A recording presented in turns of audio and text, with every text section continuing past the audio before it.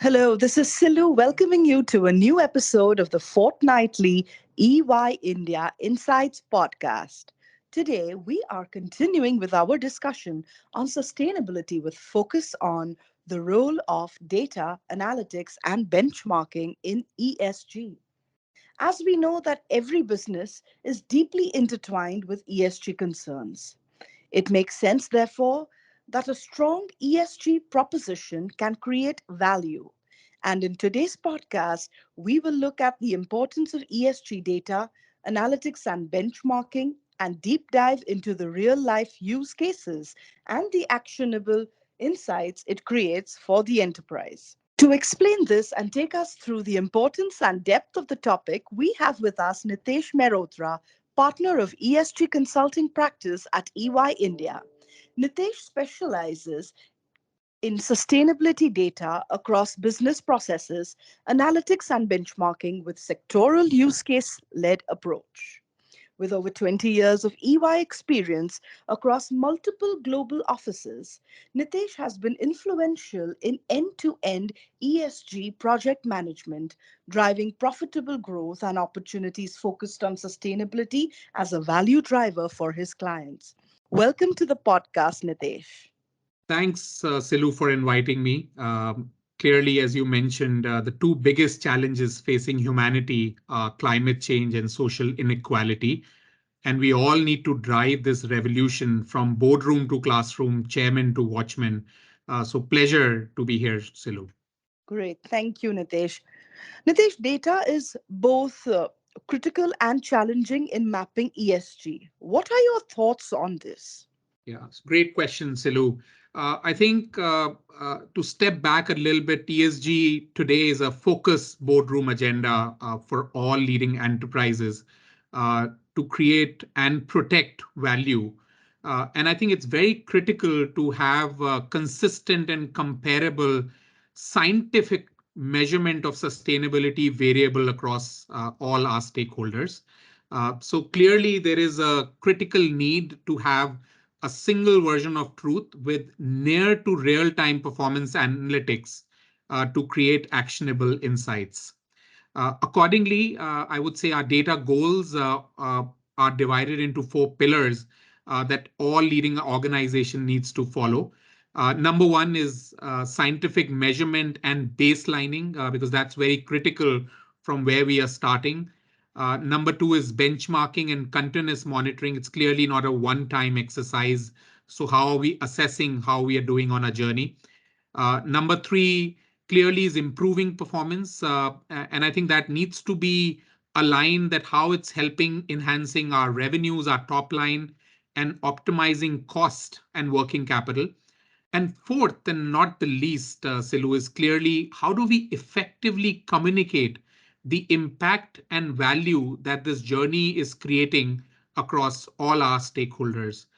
So in summary, I would say data has to act both as a telescope and microscope in all our key business decision making for an enterprise.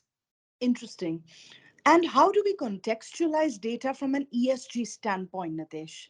Yes, great point, Silu, again. So I would say there are mainly four layers to look at the ESG data landscape. I think first, as I call it, what we generally refer as the ESG alphabet soup. So how do we decode what's out there from an ESG standards and sectoral risk and opportunities library?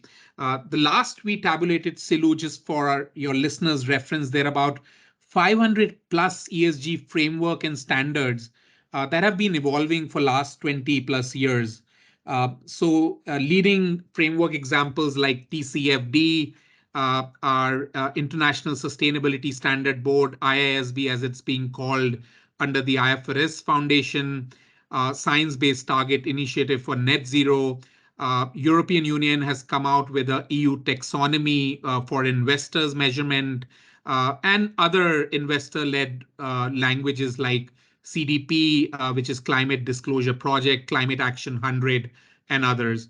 Back home in India, Silu, as you know, the SEBI BRSR, I think, is a very, very important framework for enterprise in India to look at. And then there are multiple ESG ratings, which is creating the language. The reason all of these have existed, Silu, is from different stakeholder lens. I think some are from investors, some are from a customer standpoint, and then the remaining are from societal and regulatory aspect. So clearly, what we see, Silu, on point number one is we see increasing movement towards global harmonization, and focus more is on sectorization and forward-looking data, something that we can predict going forward. So that's the first layer, Silu, just to decode a little bit. The second, I think, which is very, very important for an organization is the what we call as the enterprise data that an organization is emitting across its business model. And primarily, it would be around buy, make, move, and sell processes, including uh, uh, support processes like hire to retire, record to report, and governance processes. Third, clearly, is the third party data that an organization is emitting across its supply chain and value chain. So, third parties like our suppliers, business partners, distributors, outsourced service providers, and customers, I think is very, very critical. And again, this data has to be segregated across environmental footprint, social, human capital, and the governance data points to create traceability from cradle to cradle. And fourth and not the least, Silu, again, is the external data that an outside environment is creating, like rating agencies, ESG controversies, competitor intelligence, and the sectoral benchmarks existing externally. So, in summary, Silu, we believe third party data and external intelligence is critical to differentiating an enterprise ESG transformation journey. Right. You earlier also mentioned that you mentioned about benchmarking. So, can you explain how benchmarking can help in accelerating an enterprise's ESG transformation journey?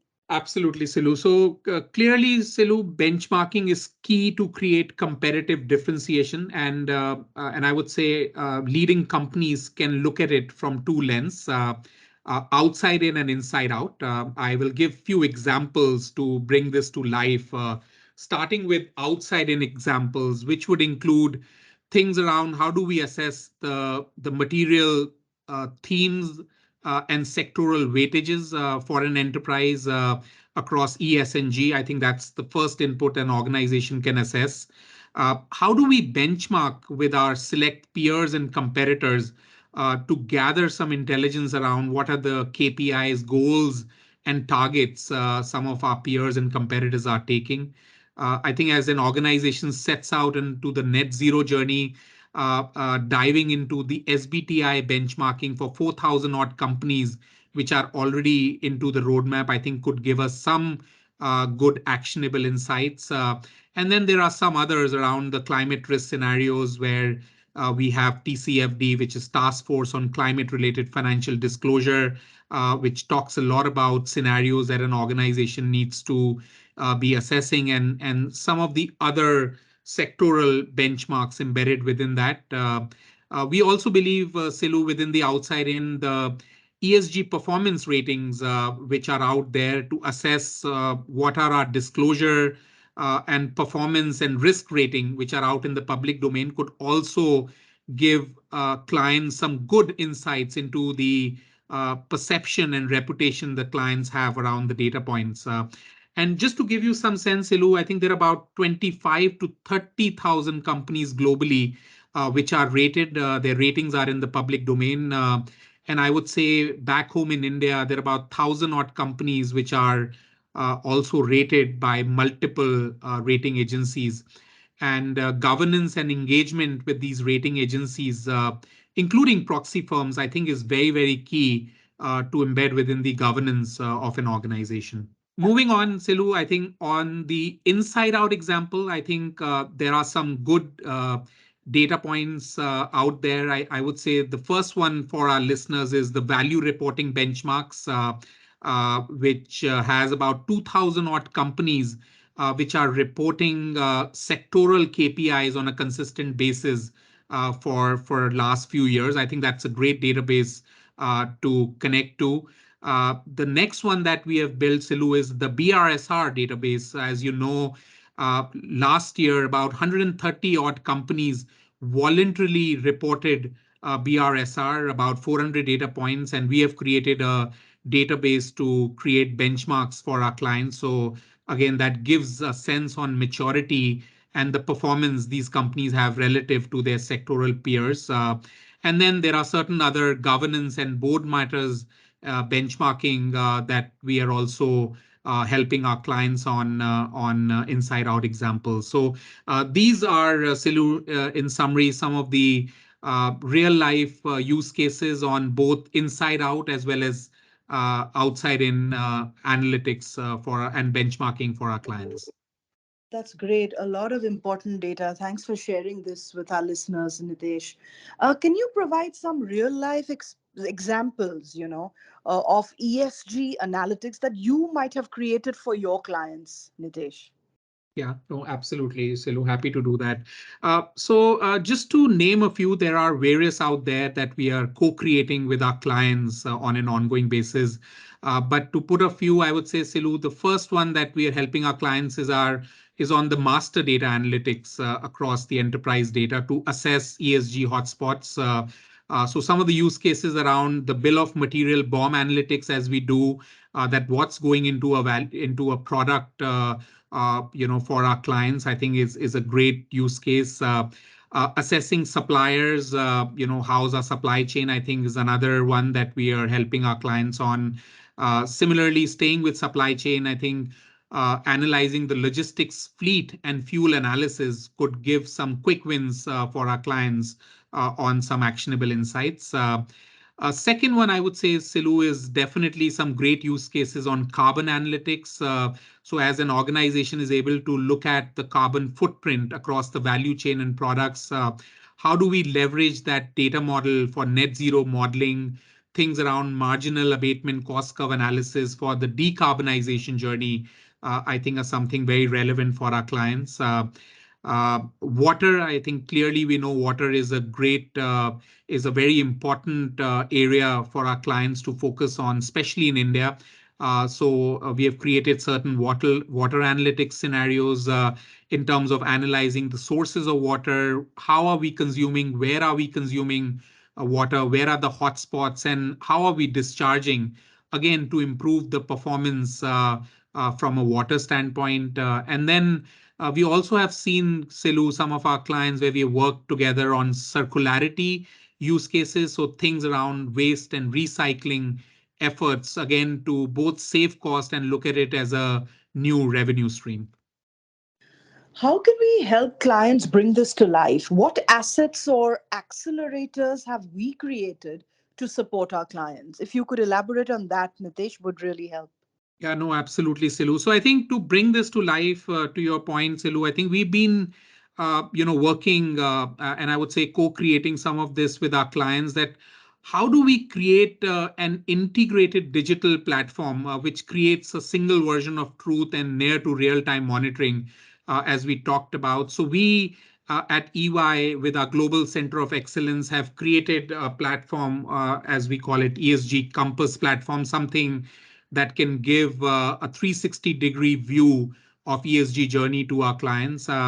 And what we have done, Silu, is looked at certain principles as we created this asset and accelerator. So things around ERP first approach is something that we have taken because we believe the sustainability data across the value chain of an organization already exist.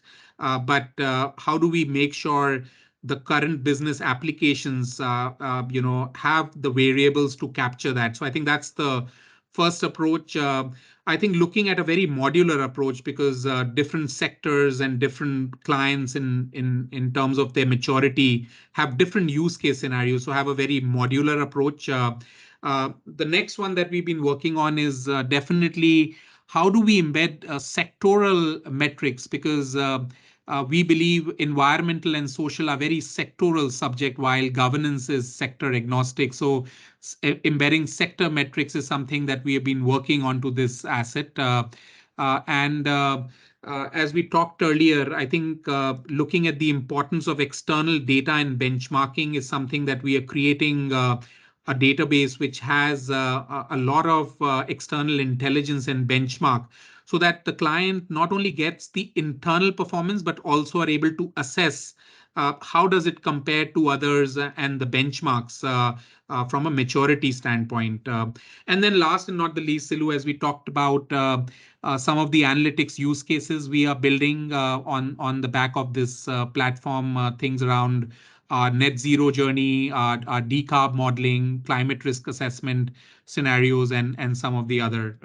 So in summary, I would say this asset that we've been working on with our clients, the whole idea is that how can technology at speed, innovation at scale with humans at heart, can solve some of these very meaningful challenges, from a sustainability standpoint. Thanks, Nitesh. First, this was really a very informative and interesting conversation, and I'm sure our listeners have derived a lot of value from these insights. Thank you, Silu. Hopefully, our conversation can provide sharper direction and a 360-degree view to our clients on this ESG transformation journey and the role data and analytics can play to help differentiate this transformation. I'm sure it will, Nitesh. With this, we come to the end of the episode. Visit our website www.ey.com/in to know more about the total valuation approach and access our ESG Compass assessment. And please leave us comments on other such topics on ESG that you would like us to deep dive into. This is your host, Silu, signing off. Thanks for listening in.